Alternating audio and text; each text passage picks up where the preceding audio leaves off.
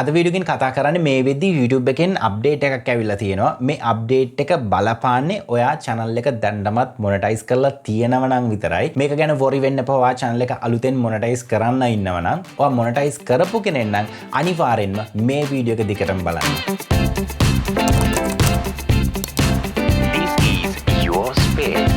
British Web Popular Awards 2023ට ඔන්න අපිවත් ජනප්‍රියතම YouTube අධ්‍යාපනික නාලිකා අංශයට නොමිනේට් වෙලා තියෙනවා. අපිව මේ සම්මානයට ඔසවා තැබීමට දැන් ඔයාලටත් පුළුවන්. ඒ සඳහා Mobitel දුරකථන ජාලයකින් නම් YE හිස්තනක් අංක 3 යොදා 2244ටත් Dialog දුරකථන ජාලයකින් නම් YE හිස්තනක් අංක 3 යොදා 5680ට ඔබගේ වටිනා SMS මනාපය අපිට ලබා දෙන්න.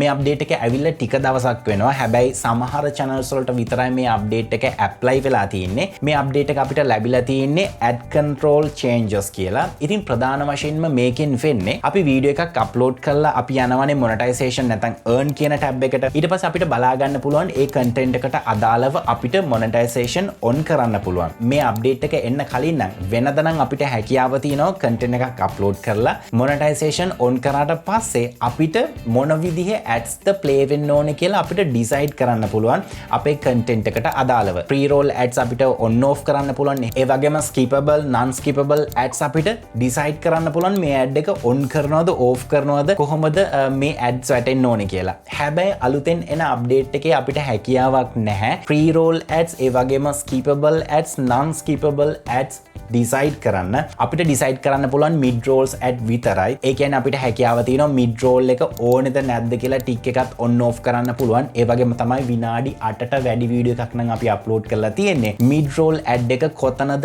එන්න ඕනේ කියලා අපිට position කරන්න chance එක තියෙනවා. ඉතින් ප්‍රධාන වශයෙන්ම මේ අප්ඩේට් එකෙන් එයාලා කියන විදිහට viewer කෙනෙක් වීඩියෝ එක බැලුවාම එයාගේ කැමැත්ත අකමැත්ත මත advertisement display කරලා අපිට හොඳ revenue optimization එකක් ගන්න පුළුවන් විදිහට තමයි මේ අප්ඩේට් එක එනවා කියන්නේ. වෙනදට අපිට හැකියාව තියෙනවා pre-roll ads ඒ වගේම skippable non skippable ads වලට අපිට tick active කරන්න පුළුවන්. ඉතින් මේ tick active කරාට පස්සේ සමහර වෙලාවට content එකක් open කරපු ගමන්ම skip කරන්න බැරි ad එකක් ගියොත් අනිවාර්යයෙන්ම ඒ content එක close කරලා වෙන වීඩියෝ එකකට යන්න ඒ viewer පෙළඹෙනවා කියලා YouTube එකෙන් හොයාගෙන තියෙනවා. ඉතින් ඒක නිසා තමයි ගොඩක් හොඳ optimization වෙච්ච advertisement අපේ content වලට apply කරන්න. ඒ වගේම viewers ලට ලොකු කරදරයක් බාධාවක් නොවන විදිහට ads play කරන්න ඕන නිසා තමයි YouTube එකෙන් කියන විදිහට මේ decision එක අරන් තියන්නේ. කලින් කිව්වත් වගේම ඉදිරියේදී අපි earn tab එක හරහා monetization on කරාට පස්සේ අපිට control කරන්න පුළුවන් mid rolls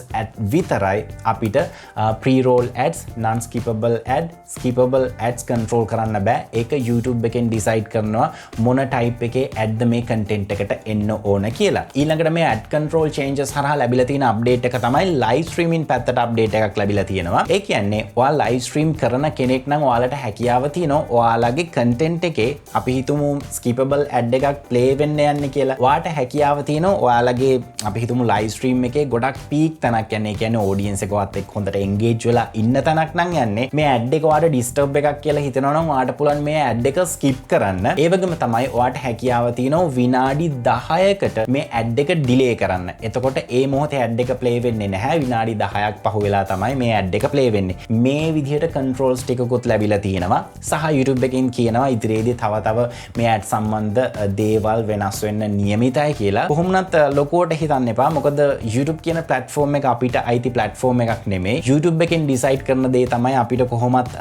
බලාපොරොත්තු වෙන්න සහ මේ experience කරන්න වෙන්නේ. ඉතින් YouTube එකෙන් මේ දේ කරනවා කියලා අපිට message එකක් එවුවාම හරි okay කියලා ඒක බාර ගන්න විතරයි තියෙන්නේ. YouTube එකෙන් කියන විදිහට creators ලගේ revenue එක වැඩි කරන්න සහ viewers ලට ads කරදරයක් නොවෙන්න මේ දෙකම balance වෙන විදිහට තමයි මේ ad update එක ඉදිරියේදී එනවා කියලා අපිට බලාපොරොත්තු වෙන්න පුළුවන් සහ කියලා තියෙන්නේ. ඉතින් මේ දේ තමයි සරලවම මේ update එකෙන් වෙන්නේ. මම හිතනවා ඒක ලොකු හිතන්න දෙයක් නෙමෙයි. ඔයා සුපුරුදු විදිහටම content ටික කරගෙන යන්න ads play වෙන එක නොවෙන එක YouTube එකෙන් decide කරලා ඔයා හොඳ content join කරොත් අනිවාර්යෙන්ම ඔයාලට හොඳ revenue එකක් ගන්න chance එකක් ලැබේවි. ඉතින් මේ සම්බන්ධව මට වැඩි යමක් ඔයාලා දන්නව නම් අනිවාර්යෙන්ම comment section එකේ comment කරන්න. මම කියපු දෙයක් සම්බන්ධව මොකක් හරි වැරද්දක් correction එකක් තියෙනවා නම් ඒකටත් ඔයාලට comment section එක open වෙලා තිනවා. ඒ දේවල් නිවැරදි කරන්න. අවසාන වශයෙන් අපේ Patreon account එක මතක් කරන්න ඕනේ. ඔයාලට creator කෙනෙක් විදිහට YouTube සම්බන්ධව මොකක් හරි help එකක් ඕන නම් අපේ Patreon එකට join වෙන්න පුළුවන්. ඒ වගේම තමයි ඔයාලට copyright free music YouTube library එකෙන් හොයන්න time එකක් නැත්නම් මම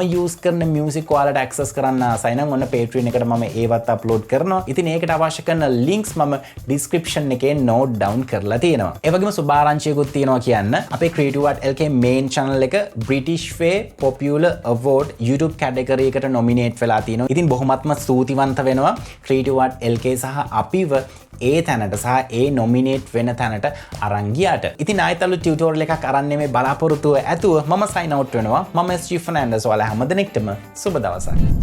This is your space.